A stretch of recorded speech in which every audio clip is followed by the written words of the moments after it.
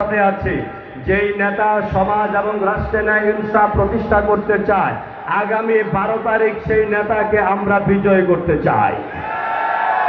2 নম্বরে আল্লাহ পাক কোরআনে বলছেন, ওয়াতাআওয়ানু আলাল বিররি ওয়াত তাকওয়া ওয়া লা তাআওয়ানু আলাল ইসমি ওয়াল উদওয়ান। যারা সমাজ এবং রাষ্ট্রের ন্যায় এবং কল্যাণ করে তাদেরকে তোমরা সিল মারো, তাদেরকে তোমরা রায় দাও, তাদেরকে তোমরা সহযোগিতা করো।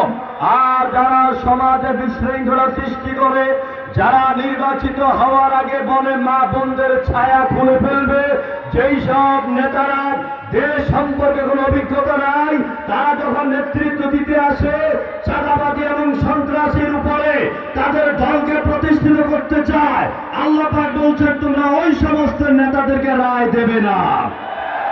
আমার প্রাণ প্রিয় মনোহরগঞ্জবাসী, আগামী 12 তারিখের বিষয়ে কোরআনে কারিমের সূরা নিসার 85 নম্বর আয়াত আল্লাহ নাযিল করেছেন 1500 বছর আগে।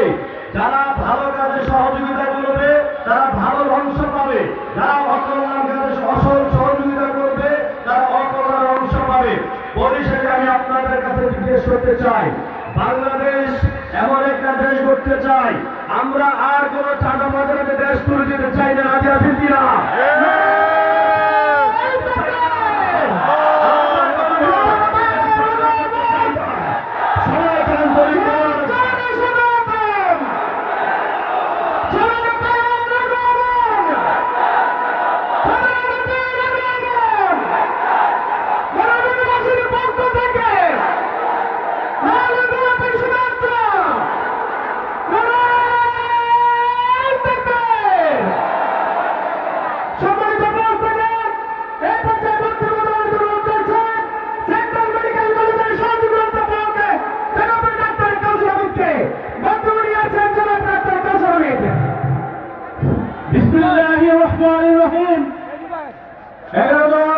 কর্তৃক আয়োজিত আজকের এই বিশাল জনসমাবেশের মধ্যমণি আমাদের মধ্যে ইতিমধ্যে উপস্থিত হয়েছেন।